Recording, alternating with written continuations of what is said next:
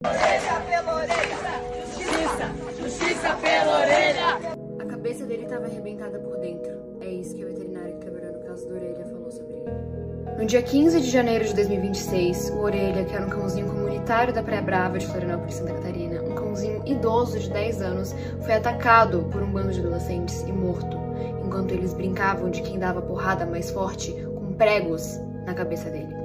Depois de ser agredido na praia a pauladas por 4 adolescentes de classe alta em Florianópolis. E o nome de cada um deles. Eu não posso colocar a foto deles aqui porque eles são menores de idade, mas eu posso colocar um nome sim e deixar claro que eu nunca mais vou esquecer do rosto de cada um e eu nunca mais vou esquecer do nome de cada um. O que vocês puderem compartilhar sobre a Orelha, não precisa ser esse vídeo, mas o que vocês puderem compartilhar, compartilhem. Não deixem esse assunto morrer, vamos fazer isso chegar nas grandes mídias e vamos fazer com que a Orelha tenha a justiça que ele